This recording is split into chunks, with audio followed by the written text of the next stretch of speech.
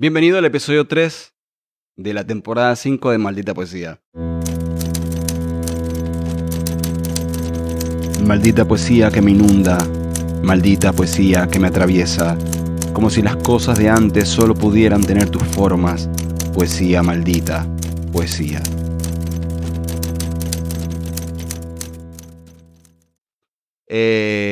Quiero que sepa que esta es es otra toma. Estaba en medio de la grabación y de repente mi gata se subió al atril, donde está la cámara, y se persiguió con el perro. Decidieron hacer una locura, pero bueno, eso es parte también de los bloopers, ¿no? De la grabación. Em, Les estaba contando en el primer intento de grabación que bueno, estoy intentando hacer la grabación semanal como les prometí. Sin embargo, estoy dejando que fluya un poco el tema de los temas, porque sentí o siento que quizás ese era el punto más débil, ¿no? Que cuando intento planificar y estructurar todo, le pierdo un poquito la pasión en la cosa. Sin embargo, esta vez dije, bueno, vamos a hacerlo miti-miti. Hacemos mitad planificación, mitad inspiración, así que en este estamos. Antes de hablarle del tema de hoy, que seguramente ya lo vieron en el título, quiero contarles que estoy en algunas cosas. Estoy en dos cosas importantes. La primera, estoy escribiendo una novela, que realmente es una novela que empecé hace 7 años. Ya tengo el título, tengo capítulos escritos, está desarrollada, estructuralmente está lista, pero estoy en principio corrigiendo cosas porque esa novela se empezó hace 7 años y el Gabo de hace 7 años no es el mismo del Gabo de ahora. Así que nada, estoy en principio corrigiendo al Gabo de hace 7 años, y durante la corrección estoy agregando cosas nuevas porque lo mismo, hay nuevas experiencias, hay nueva imaginación. Así que no sé cuándo estará. Yo creo que va a ser pronto, pero bueno, estamos en proceso. Probablemente, no voy a decir seguramente, pero probablemente el gran bombo o autobombo que me daré en algún momento va a ser con el lanzamiento de una novela. Eso por un lado. Por el otro lado, con respecto a la película Simón, que está, digamos, ahora en boca de todos, porque además de que entiendo que es una muy buena película, trata un tema muy delicado sobre los venezolanos, que creo que es de común conocimiento, al menos en Latinoamérica, y está contado en una visión que me tocó vivir en carne propia, parte de la narrativa, obviamente, no todo, no igual, pero fui parte, digamos, de esa cuestión, esa lava ardiendo que fue 2014 y Venezuela en ese momento. Pero traigo a cotación esto de la película Simón porque hace algunos años atrás yo publiqué de forma independiente una versión digital en Amazon de algo que se llama Esto no es un panfleto, que era un poemario en donde yo, siendo parte de lo que ocurrió y durante el 2017 todo lo que pasó, como que esa carga informativa también de un país que ya yo no estaba viviendo, pero que igual me atravesaba, escribí este poemario que atraviesa el tema de las protestas y también del amor y todo, pero siempre en torno de la protesta. Y les cuento todo esto porque probablemente cuando escuchen este episodio, cuando vean este episodio, va a estar subido en la plataforma de Amazon la versión en físico, tapa blanda, de Esto no es un panfleto. Nada, yo creo que más allá de que probablemente esto sea subirme a la ola y que de alguna forma es aprovechar que salió el tema de vuelta, esta obra ya yo la había sacado hace mucho tiempo y más que un lanzamiento, por eso no voy a hacer tampoco mucho bombo, no es un lanzamiento, es una reedición, si se quiere, ahora en versión impresa. Probablemente le voy a cambiar la portada, pero es un relanzamiento. No quiero hacer bombo de esto, no quiero salir a hacer un evento de lanzamiento y no, simplemente quiero contarles acá que va a estar subido en Amazon una reedición corregida y con la tapa, y probablemente lo anuncie en redes sociales tal cual como lo estoy diciendo ahora, un relanzamiento de ese libro que en algún momento surgió, que pasó desapercibido porque tampoco le di mucho bombo en ese momento, pero creo, por los comentarios que he tenido de ese libro y porque obviamente cada autor conoce su obra, es una mirada bastante sincera y cruda de lo que Gabriel Urrutia vivió en ese momento. Y creo que también puede ser una linda forma de que otras personas que quizás no encuentran la voz para contar o decir lo que pasó, lo que sintieron, por ahí se puedan encontrar. Dicho eso, porque he hablado de la corrección y de todo esto, entramos al tema. Hoy les quise hablar sobre el tema, sobre esto de la voz propia, o la voz del autor, o la voz propia del autor, o la voz poética del autor.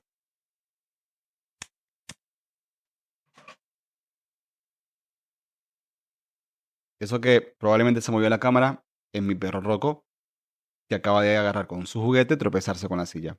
Bloopers. Bueno, cuestión. Este es un tema que me parece muy interesante porque cuando uno empieza a escribir, me pasó a mí, y probablemente le haya pasado a muchos, e incluso estoy seguro que les pasó a la mayoría de los que estuvieron en mis talleres de poesía, surge esta cuestión de te falta encontrar tu voz propia. Estás en camino a encontrar tu voz propia. Ya encontraste tu voz propia. Y a veces uno como poeta novel dice, pero bueno, ¿dónde voy a encontrar yo esa voz propia? Tipo, ¿para dónde tengo que ir?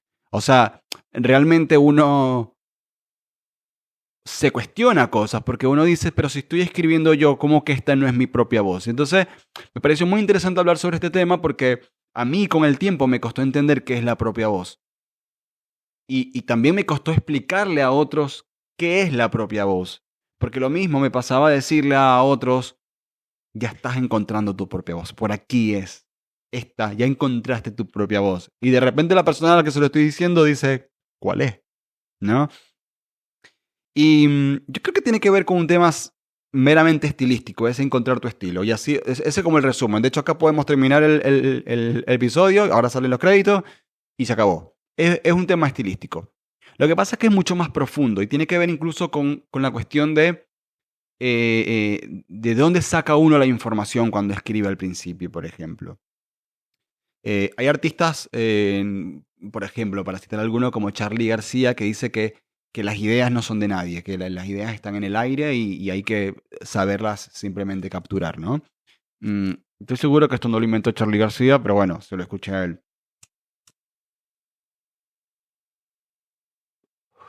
Y yo creo que la mayoría de los artistas, al menos en nuestra época, capaz en otra época cuando nada estaba hecho, eh, no, pero al menos en el arte moderno, es muy difícil que alguien haga arte de la nada. Y con esto me refiero a que, más allá de que las ideas están flotando y de que la inspiración y todo, no podemos, no podemos evitar estar atravesados por nuestro entorno, por nuestra cultura. Lo hablábamos el otro día con el podcast del universo interno y el universo externo. Cuando nosotros escribimos o cuando aparece ese deseo de escritura, normalmente ya somos lectores. Y en la lectura uno empieza a hacerse sus referentes. Porque uno muchas veces dice, si yo escribiera, quiero escribir como él. Yo quiero cantar, yo quiero tocar el piano como Fito Páez. Yo quiero tocar la guitarra como Cerati. Mm. E incluso pasa mucho cuando vas a talleres de poesía o talleres de escritura, que al principio los alumnos empiezan a escribir parecido al profesor. Uno no puede evitar tener referencias. Cuando yo empecé a escribir, por allá, cuando empecé a escribir poesía, digamos oficialmente, cuando decía, bueno, esto que estoy haciendo es poesía, en el taller de la profesora Ana María, yo venía de leer mucho Benedetti, por ejemplo. Y yo siento que mi poesía de esa época es beneditiana. Era una poesía quizás un poco más transparente, quizás un poco más directa, sin muchos recovecos. Em, Tenía rimas, tenía mucha rima, de hecho tenía poemas enteramente rimados. Era lo que conocía en ese momento y esa era mi referencia. Y no sé si yo decía abiertamente, quiero ser Benedetti, quiero ser, no sé. Pero la realidad es que uno no sabe realmente a quién se quiere parecer en el principio, porque tiene cositas de cada uno, ¿no? Entonces uno dice, no, no, este es mi propio estilo. Sí, pero tu estilo está bañado de referencias, siempre, siempre. Hasta que con el tiempo uno empieza a depurar.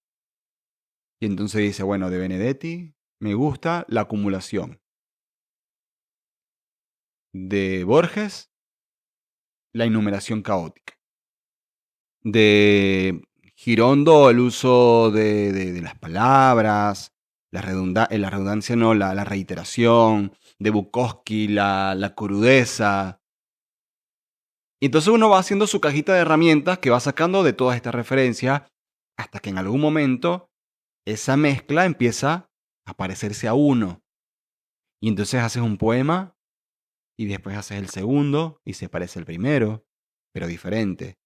Viene el tercero, que se parece al segundo y al primero, pero diferente. Y viene el quinto y el sexto y el séptimo y de repente tenés un poemario y de repente tenés 2 poemarios y 3 poemarios.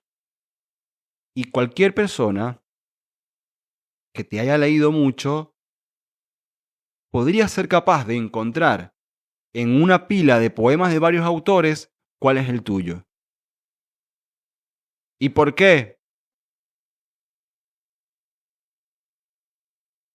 ¿Por qué a Fito Páez se le conoce, por ejemplo, musicalmente con referencias de la trova rosarina? O los acordes de Spinetta, a Cier Casalis, por ejemplo, en Caramelo de Cianuro. Uno escucha una canción de Caramelo de Cianuro sin saber que es Caramelo de Cianuro y automáticamente sabe que es de Caramelo de Cianuro. Porque hay un estilo. Y entonces usted dice, yo escucho puras bandas de pop rock. Y probablemente en cuanto a estructura, en cuanto a técnica, en cuanto a muchas cosas que usen, son exactamente iguales, incluso los mismos acordes. Pero hay algo, hay una cosa que lo hace diferente, una sustancia diferencial. Esa sustancia diferencial es la propia voz, es esa cosa diferente. Es ese, parece Benedetti, pero no es Benedetti. Parece una poesía, tiene algo de Octavio Paz, pero no es Octavio Paz. Hasta que en algún momento dirán, tiene algo de Gabriel Urrutia. Tiene algo de este poeta. Porque cuando la voz propia surge, ahí hermano, ahí no hay forma de ir para atrás. Porque uno va a ir evolucionando y vas evolucionando y la voz propia va a evolucionar y va a evolucionar, pero sigue siendo la voz propia. Ahí no hay forma de ir para atrás. O sea, nosotros podemos estar en un estado en donde todavía no conocemos la voz propia, no la hemos encontrado. Y después tenemos el estado de ella encontrar la voz propia y no hay forma de salir de ahí. Evoluciona, cambia, muta, mejora, empeora, crece. Pero es la voz propia y ahí no hay forma de irse. Y esto aplica para las artes en general. Ahora yo hablo de poesía y la mayoría de la gente que está escuchando esto probablemente esté ligada a la escritura, a la poesía, o ya sea a la lectura o a la escritura. Pero hermano, eso pasa en todo el arte. De hecho, di referencias de la música. Lo mismo pasa con un cuadro. Lo mismo pasa con las esculturas. Lo mismo pasa en general. En general. Cuando uno tiene un amigo y reconoce su voz, y digo voz como una gran metáfora de identidad. No hay forma después de no saber, de no encontrarlo en la oscuridad. Entonces, a los que están escribiendo, toda esta reflexión tiene que ver con la voz propia va a aparecer. O sea, el esfuerzo no tiene que ser encontrar la voz propia. La voz propia va a aparecer, pero aparece en el camino del perfeccionamiento, en el camino de la práctica, en el camino del ejercicio. Si quieres escribir poesía y decides hacer un par de poemas que se parezcan a X autor, el que más te guste, intentas imitarlo y haces un poema y lo sacas al otro día, estás haciendo algo estilo tal. Pero para que surja tu propia voz, eso tiene que ir y probar, intentar, intentar. Y digo intentar porque hay una cuestión poética, una cuestión artística de la búsqueda constante de la cosa esa magna que nunca va a llegar. Y les digo ya, y después lo hablaremos, nunca va a llegar. Es una búsqueda que tenemos y que no hay forma de frenar. Siempre vamos a estar buscando eso, pero no llega. Y qué bueno que no llega. Pero ya lo hablaremos en otro episodio. Esta cuestión de la búsqueda del poema perfecto. Hay que practicar la escritura. Así como también puedo decir que para reconocer la voz propia de algunos autores hay que leerlos bastante. Pero si te lees un poema o dos poemas y por ahí te llegan, pero la voz propia no está solamente, digamos, concentrada en un texto. La voz propia se expande a través de los textos, se expande a través de del arte, a través de las piezas, de las pinturas, de la música. Si te gusta un artista, o cuando te gusta una canción de alguien, de un artista, escuchas esa canción aislada y es como que, bueno, te gustó. Pero cuando escuchas la siguiente y escuchas la siguiente y luego escuchas el disco y el segundo disco y el tercer disco, empiezas entonces a asimilar la voz propia de ese artista. Y ahí es cuando pueden apagar las luces que lo vas a conseguir. Ahí es que, con los ojos cerrados, esto es tal cosa. Pero porque mamaste de esa teta, consumiste de ahí. Entonces, la voz propia, como dije al principio, que podía terminar el podcast ahí, el episodio ahí, es una cuestión estilística, estilo. Sí. Pero yo creo que el estilo se puede imitar. El estilo se puede copiar. Por lo tanto, creo que tiene que ver con una cuestión de estilo propio, de encontrar su propio estilo. Pero no es una cuestión que se inventa de la nada, como que es una cuestión que llega, que se amolda, que se moldea, que se va fabricando con piezas por aquí, piezas por allá, un poquito por acá. La voz propia. La voz propia es esa cosa en la que uno se convierte con el tiempo, de la que no hay forma de zafar. Ni como escritor, ni como autor leyendo un escritor. Porque si algo tiene la poesía, las artes en general, pero yo hablo por la poesía, es que cada autor tiene a su escritor. Y esto quiere decir que a los autores los leen los lectores que se encuentran ahí, que se reconocen, que hacen espejo, que encuentran en ese autor la sustancia que estaban buscando, la sustancia que por ahí no sabían que estaban buscando, pero estaban buscando. La voz propia es una cosa muy interesante. Una cosa muy interesante,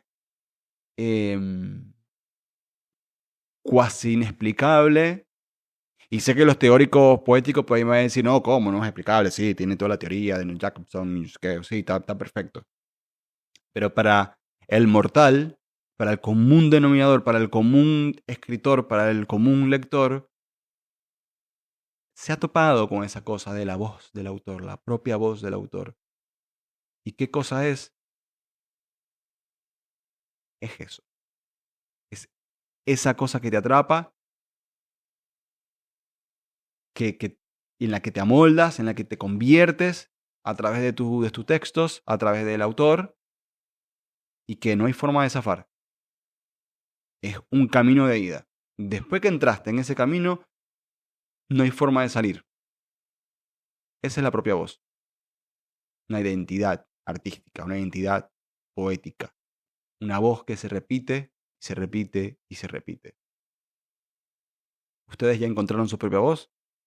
Les dejo la pregunta para que me respondan en los comentarios. Y espero que les haya gustado este episodio. Por ahí quedó cortito. Lo de siempre. Compartan, comenten. Suscríbanse, entren al canal de difusión que está en Instagram, así podemos charlar. Ahí yo tiro tarjetitas para que me escriban, para que me propongan nuevos temas, para que charlemos también de qué les pareció el episodio.